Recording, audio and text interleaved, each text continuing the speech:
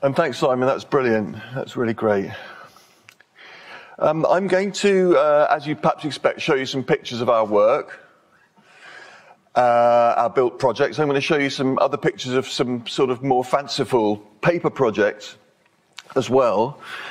But before I get into that, I want to talk about some of the context that we're working with and have been over a period of, a few decades now.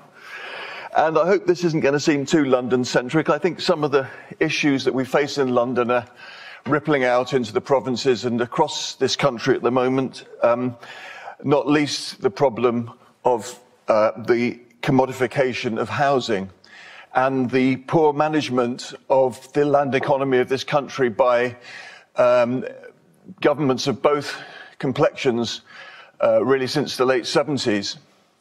In the aftermath of the Second World War, we were building 150,000 social homes a year, so that by 1977, nearly half the population of this country, enjoyed the benefits of living inexpensively in government-owned property. Since 1977, the Thatcher and Heseltine Housing Act, we've seen that figure plummet to about 15%. And with that, we have seen the collapse, really, of the housing system. And so sites like this, and it's not just social housing which is being wiped out, but kind of perfectly functional neighbourhoods in London, urban blocks being blown away and demolished as housing becomes increasingly a commodity, not basic infrastructure, but something in which pension funds and individuals can invest in for their own benefit and profit. But I suppose it's the destruction of social housing like this that I find most difficult, given the consequences. And I'm going to read you, this photograph is captioned by a quote from David Cameron, which I find quite chilling. He said this in 2016, "Post-war estates across the country are ripe for redevelopment. We will sweep away the planning blockages and take new steps to reduce political and reputational risk for projects' key decision makers and investors. I believe that together we can tear down anything that stands in our way," and tear it down they have. And it often gets replaced with stuff like this. This is South London, it's Battersea, but it could be whole areas of London, and it could be North Street, of course. This is a consequence of global capital sweeping through areas of London, throwing up luxury flats, many of which remain empty. There are currently over 30,000 empty properties in London, a city where there is a massive housing problem. And as I say, it's to do with housing being driven by greed and not by necessity. And the outcome is this. There are currently 150,000 homeless people in London, or people who are classed as homeless. There are 8,000 people living on the streets in London, one of the richest cities the world has ever seen. And it seems to me that this, to a significant extent, is a consequence of inequality in our society. This is somebody's bed. It's their bedroom, effectively. It's a project run by a friend of mine who gave disposable cameras to homeless people on the streets of our city and asked them to take pictures of their own environment. And this is one poor soul's home. And this is another person's home. This is a £15 million, one-bedroom apartment in Knightsbridge. And I think those two images back to back say a lot.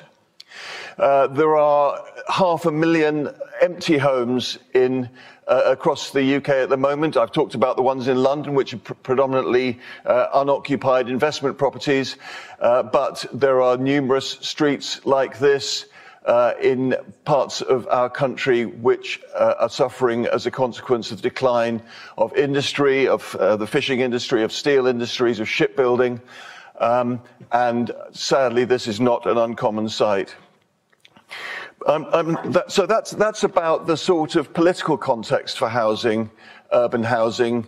And I think the housing crisis could be solved, in my view, by three things. We could have a social housing program on the scale that we seem to be able to manage in the aftermath of the Second World War when this country was broke. We were building, as I say, 150,000 homes a year. Let's do it again. Let's end the right to buy. Part of the rot of the last 50 years has been people being able to buy at a discount their social housing, and the consequence of that is the depletion of affordable housing in this country, with the resultant massive homeless problem. And I think the third part is, in addition to building loads of social homes, is to introduce rent controls.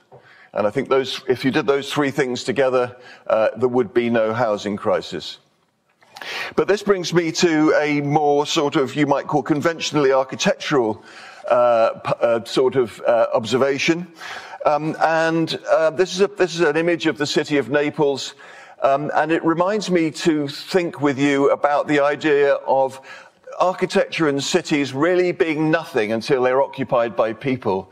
And one of the wonders of being an architect is to go back to a scheme and to see how it's had life breathed into it by its occupants, how the architecture is in a way sort of permeable, how it invites occupation, and it kind of erupts into life. And so when I'm designing a project, I'm given a site to design, and I'm sketching ideas, I'm trying to think about what might happen there, what people might do there, and how the spaces that we're creating, whether they're streets or squares or interiors, might encourage people to behave.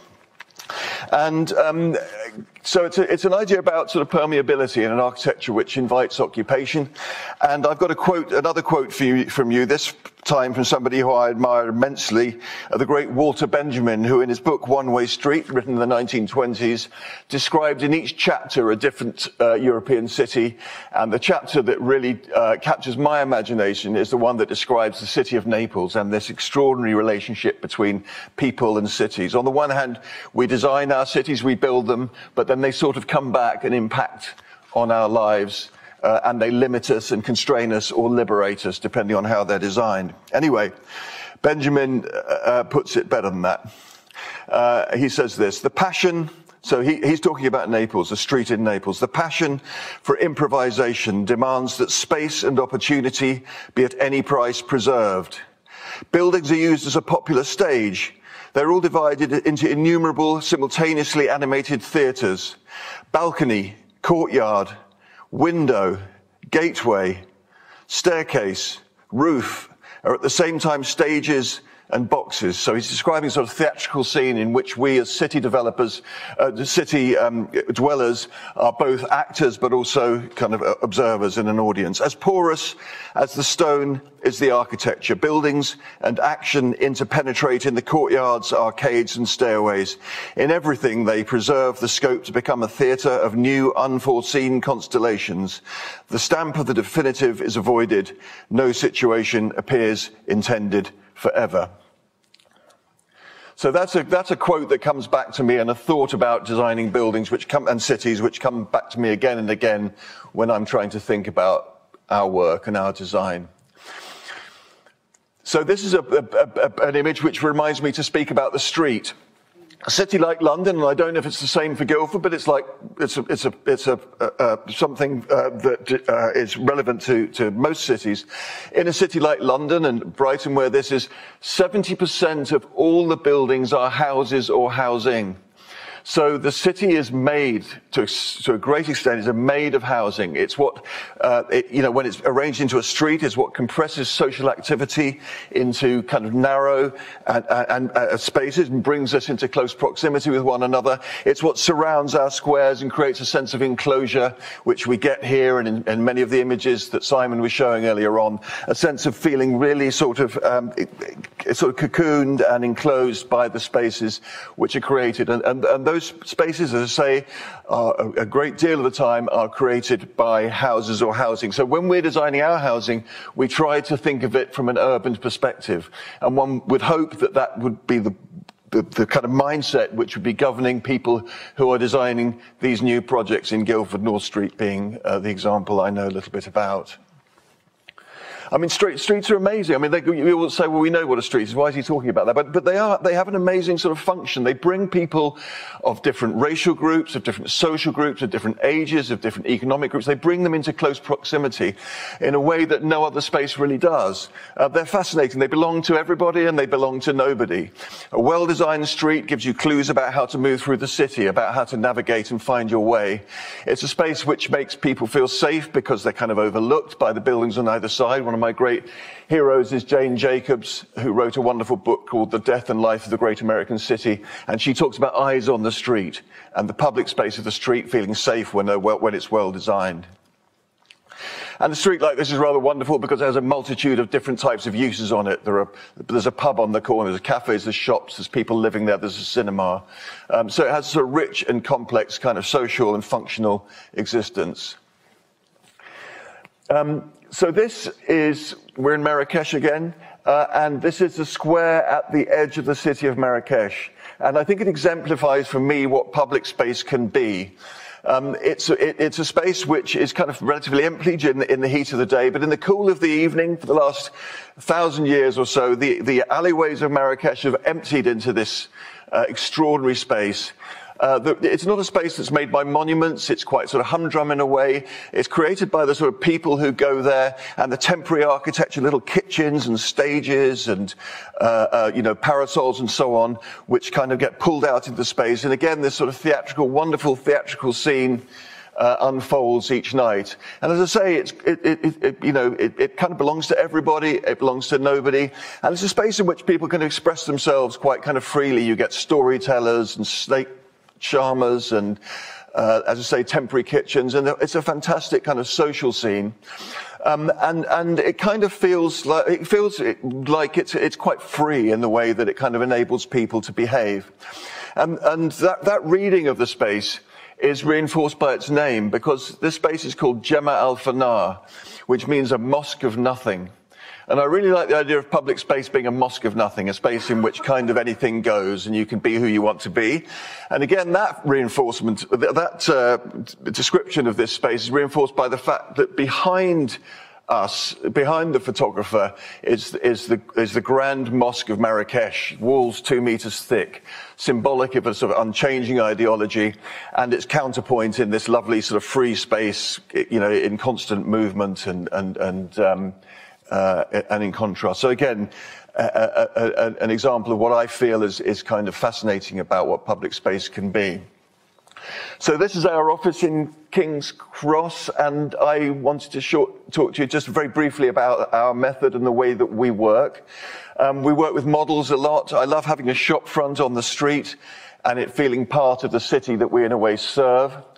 And there's our meeting room. We're surrounded by physical models, which we make by hand ourselves. We don't get a machine to do it. It doesn't happen in a computer, and we don't farm it out to other model makers. It's part of the design process. And I think that anybody who tells you can design inside a computer is not being honest with themselves or with you. I think if you're making physical models, you can hold them up and look at them and really understand what you've got. So we're very analog. We're quite old-fashioned in that sense.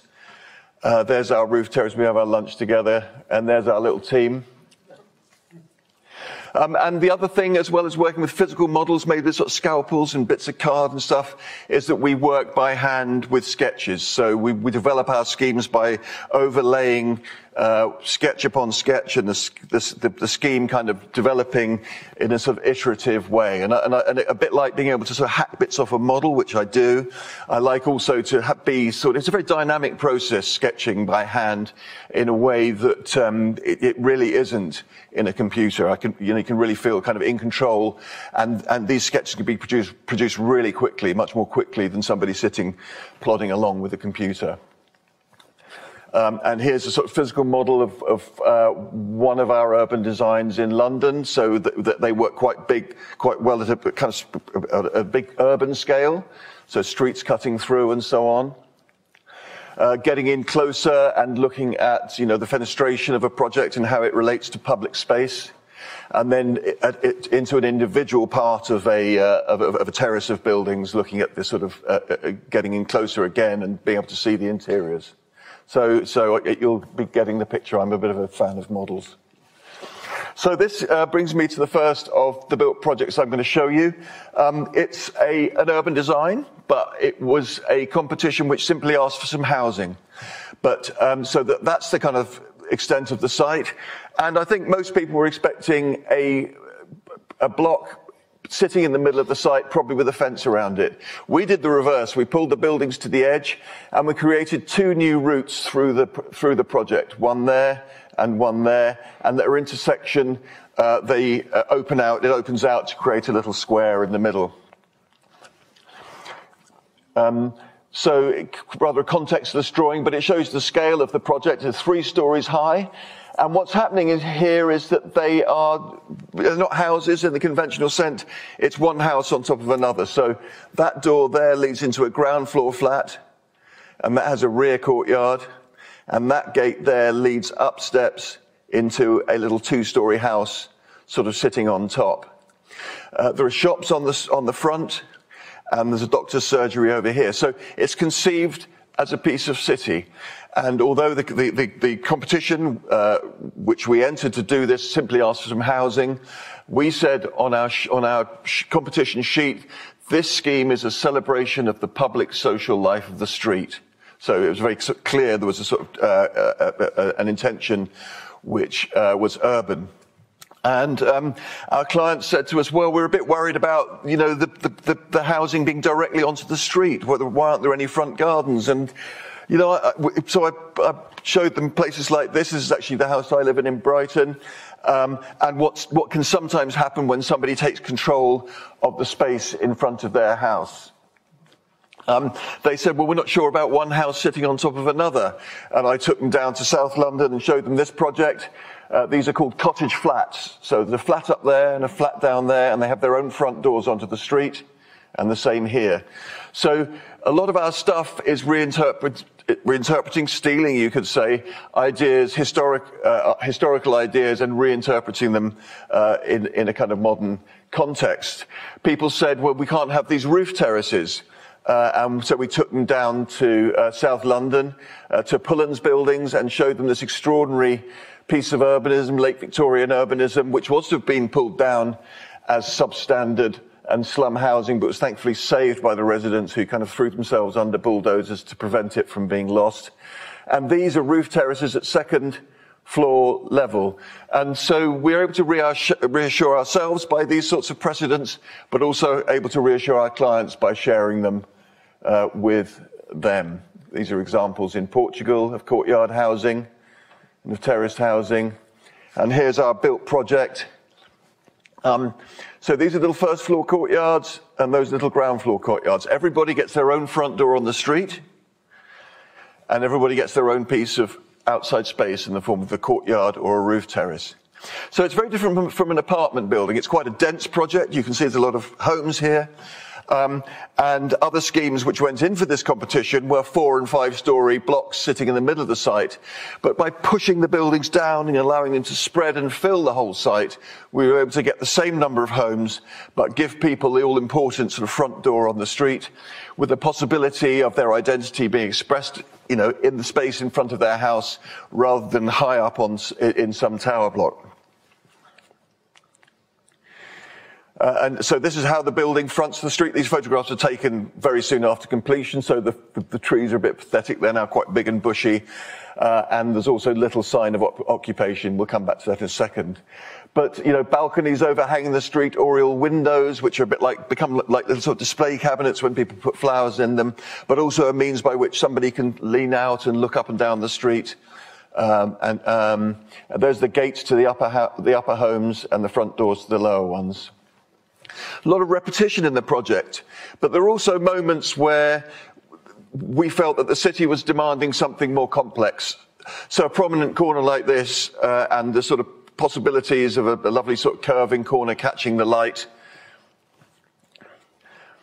So the key to this project is that the ground floor homes are all looking into their own courtyard here. But this is very tight, and in planning law in this country, that distance should normally be about 20 meters. But we have managed to get round that by making it that each of these upper units doesn't have substantial windows in the rear facade, and they're all looking sideways into their own courtyard, which is the key to us getting the density while at the same time giving everybody effectively a terraced home. And to go back there, you know, the Walter Benjamin quote, to go back there and to see the colour and the life of people's lives breathed into these spaces is really heartwarming. It doesn't always happen. You can't force people to do that, but giving them the opportunity is one of the great gifts that we can do as architects. And sometimes it's pretty amazing when you go back and find sites like this. And as I say, funny little sort of quirky moments on important corners and so on. And then these are a series of doors on the project, and we don't always get it right. And we had the idea that it'd be a really great idea on the front doors of each person's house to do a little window, which of course nobody wants, because they don't want to be seen answering the front door. That's why you have those little, you know, peephole things in front doors. But our mistake has led to a rather wonderful thing, which is that on every occasion, in every window, in every door, every time I've gone back, something, a little picture has appeared. And that's the architect's house there, by the way. So, yeah, that was unexpected, but a lovely sort of surprise. So the next project I want to show you is another form of terrace housing. I've shown you these sort of peculiar double stack houses, which is sort of a reworking of the cottage flat, the traditional cottage flat. The next project I want to show you is a reworking of back-to-back housing. Now, back-to-back housing is not at all familiar to us in the south. You know, London has virtually none of it. Guildford has none of it. But in the north of England, in the 19th century, during the rapid expansion of industrial cities, a form of terraced housing was introduced which had no back gardens. So a terrace of houses there, they were pushed together and they shared the back wall. So the only outlook was to the front. This is a very rare example in London. It's down in Peckham. And the consequence of people having no back gardens is that the front of the house becomes everything. And this lovely sort of visual and social scene has emerged. It's called Shumat Square. I found this incredibly inspiring and reassuring when we were looking at the possibility of reinterpreting the idea of the back-to-back house. So we were employed by a borough in the East End of London, given a site here. This is kind of post-war local authority housing. There is kind of older Victorian housing here. And as I say, this is our site. And we have created a sort of courtyard development. But what's important here is that these houses here, which front onto the street, back directly onto those houses there, which face into this courtyard. And what that means is you can get a lot of homes without being very high. The buildings here are about 4 stories high, because back-to-back housing is very densely packed housing. But everybody gets a house rather than a flat. Everybody gets their own front door on the street. Everybody gets a bit of the ground and a bit of the sky. So how this works is, so there's a row of houses facing outwards, that way, and there's a row of houses facing inwards.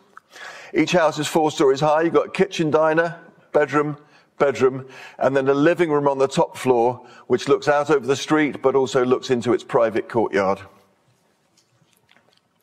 I was really worried about doing back-to-back because it has in some quarters a terrible reputation. So I went up to visit Birmingham, where they've saved 8. The National Trust has saved 8 back-to-back houses of the 30,000 houses which once were there.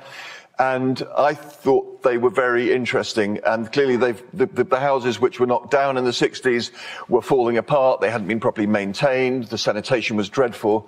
But the ones here that have been restored, I thought were fantastic. And interestingly, I was shown around this museum by somebody a couple of years older than me, but not much, who had grown up in back-to-back housing and had been thrown out of that housing when it was bulldozed, and all of those people were moved out to tower blocks on the edge of the city. And they said, you know, they spoke very fondly about the world that they inhabited then. The other little story I want to tell you in relation to this is I was doing, before we did this back-to-back housing, I was doing a talk at the RIBA, and you know, an awful thing happened. Somebody at the end of the talk said, well, I grew up in back-to-back housing and it was absolute hell. You know, we had no privacy. The sanitation was awful. It was a nightmare. I can't believe you're thinking about doing this over again. It's slightly awkward moment. But then somebody else stood up and said, well, I grew up in back-to-back housing and it was the happiest time of my life. I knew my neighbors. We played together in the street and in the courtyards. And I think this is instructive to somebody involved with housing, because what it tells you is that one size does not fit all. And there are all sorts of different temperaments. There's all sorts of different physical, you know, I'm good at stairs or I'm not good at stairs. There are some people who love to live on a street edge knowing their neighbors. For somebody else, the top of a tower block in glorious isolation is what they really need to do with their temperament. So I think people who make generalizations about what housing should be are not correct. I think we have to provide different sorts of housing to suit different sorts of people. But this is housing for people who kind of like to know their neighbors. And it's housing for people with good knees, because each floor is a room. So the kitchen diner on the ground floor, and you walk up this quite tight staircase, and you have one room per floor over 4 floors. And it's always quite a surprise when these things get built, because they're a little bit experimental in a way. So that's somebody's house. And the council were expecting an apartment building. They were expecting a 5 or 6 story high block, possibly 7 stories high, in the middle of the site. And by doing this trick of doing these houses back to back, we were able to give the same number of homes, but without going very high and giving everybody a house. The other thing that we were interested in was the relationship between the home and the street. You can see it's quite an intense, direct relationship. And we were interested in how we might deal with that. And so these arches become an important feature of the project. And the spaces at the front of the building, the possibility that each person might do something with that space at the front of their own home. The courtyard in the middle of the project and the route through into it. The kitchen diner on the ground floor and the living room with its own roof terrace at the top. And again, it's a joy to go back and to find these sorts of things happening in these spaces. I posted this image on the internet, and the lady here got in touch and said that this house was everything that they had ever dreamt of. It's a social housing unit, and her kids are loving playing out in the square, and so it's heartwarming to get that kind of feedback, and also heartwarming to come back and find people doing what we hope, not everybody, but some people doing what we hoped they might do in these arches. So the next project, this is one of the worst sites we've ever been given. That there is the North Circular. And this is the outline of the site. And it was a road widening scheme from the 1970s which didn't go ahead. So this has been cordoned off for the last 30, 40, 50 years. And it was sold to our client for housing. And we said, well, you know, how on earth are we going to do housing where there's a 6-lane motorway right next to it? Our strategy was to build a substantial building along the motorway and make it thin enough that all of the rooms in this building could open into a little mews behind. So there are windows looking out onto the busy road, but you're not relying on getting ventilation into your home by opening windows facing that way. You can do it by opening windows into this lovely mews. And on the other side of the mews is another row of buildings we just managed to squeeze in, and we've created this street, as I say, a mews down the middle. There's an early sort of sketch. Didn't change all that much when it got built. What you can do with a drone these days. So it rises up to a little higher on the corners to make a sort of, kind of something of a statement. And you know, it's quite heroic. It's kind of 200 meters long, presents quite a sort of heroic, tough kind of frontage to the main road.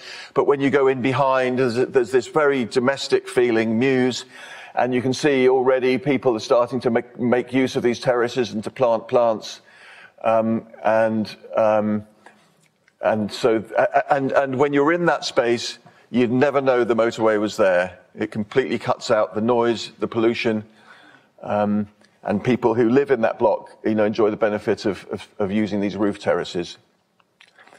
And, you know, when you go down there on a weekend, there's kids playing badminton in this place. There's no cars in there. There's a car park underneath, incidentally. And I need to get some photographs of that sort of thing going on because there's not a lot of people around when I was down there in the middle of the day. But I think in the evenings and weekends, this street is becoming, coming into its own, and people who I've spoken to who live down there saying it plays a really important part in the emergence of a community. And when you think of the alternative in an apartment block where the circulation is a staircase or a lift or a corridor or a deck, we will always try to orientate the circulation of a project around a street rather than in complex internal arrangements of corridors and so on. So despite the fact it's very dense, everybody gets a front door on the street. And as I say, these sort of friendships and you know, kind of informal relationships are already starting to emerge. It's only been there for a year in the project. It's one of the upper floor living rooms. There's one of the living rooms looking out onto the busy road, but behind me in the picture, there's a view out into the mews. And there's one of the corners. So this is the penultimate built project. And what I want to say here is that when we do apartment buildings, we still take a lot of trouble with how it meets the ground. One of the great sort of, Simon alluded to it, one of the great criticisms of modernism and of apartment buildings in modernism was the lack of interest in the street, the lack of interest in public space.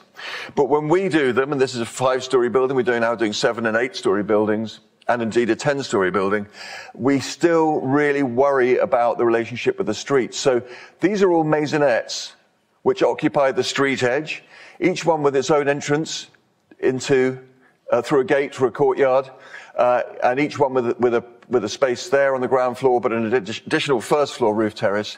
And this sort of ziggurat kind of arrangement gives everybody a good sized piece of outside space in the form of a roof terrace rather than simply a balcony.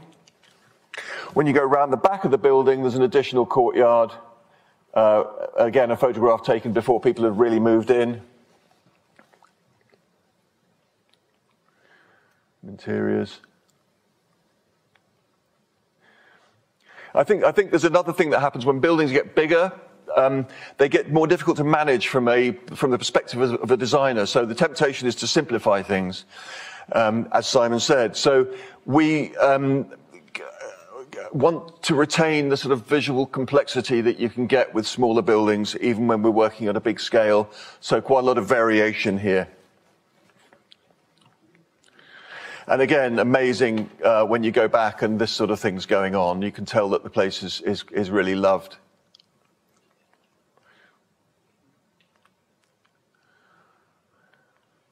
So this is the final of the built projects. How are we doing? 7 minutes. How many? 7? 7. Right, better hurry up. Okay. Last of the built projects, and I can, end it. So this is a homeless hostel. And it's clearly a sort of late Victorian, Dutch gabled homeless hostel.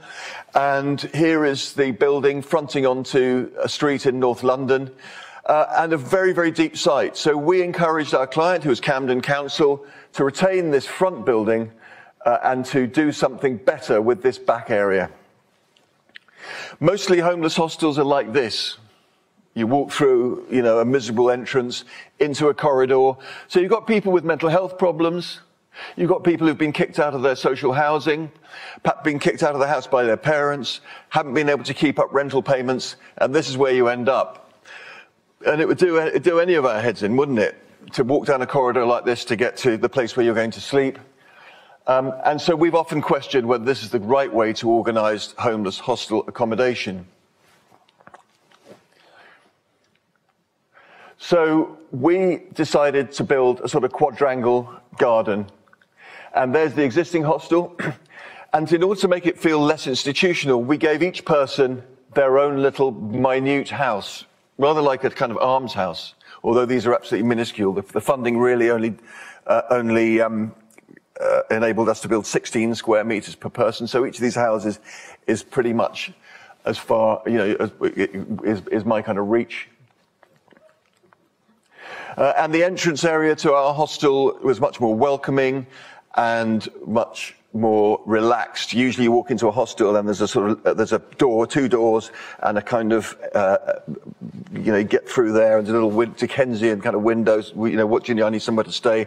So by making it like this, it creates a far more relaxed environment for people and a means by which people can feel less institutionalized and have more respect for themselves and also for the people that are looking after them. So here's the garden in the middle of the project.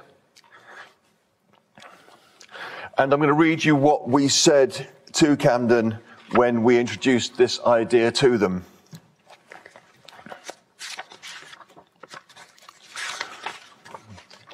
If I can find it. Okay. We said this. We imagine a group of residents working with a gardener to create and maintain an intensely planted and beautiful garden with an apple tree or two, potatoes, green veg, soft fruit, herbs, a greenhouse, a potting shed, and a sunny spot to sit and rest. We think there ought to be a little room or shed in the garden for private chats. That's what that is. One-to-one and counselling. Conceived as the social heart of the hostel, the garden creates a homely, domestic atmosphere. It gives participating residents an interest and an outlet for their energy, helping to foster a sense of belonging, self-worth, and empowerment. And they built it. And this was on day one, but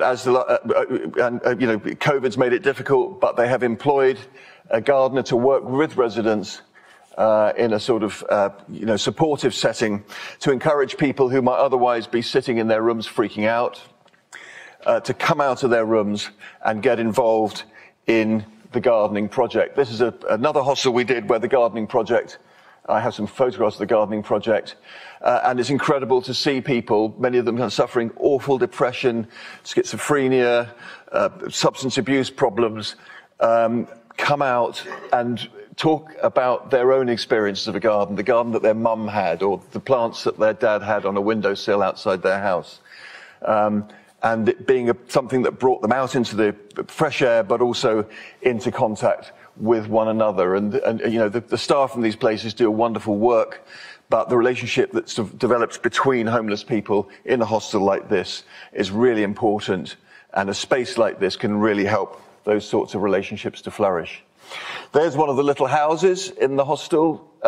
You walk in through a sort of stable door into a tiny studio room. There's a shower room there. And this is under an arched sort of roof, as you've seen.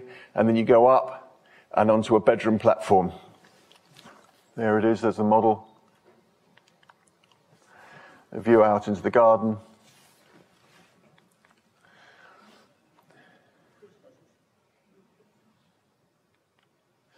I'm going to stop there. I could go on, but I'm going to stop there. It's probably not a bad place. Thank you very much.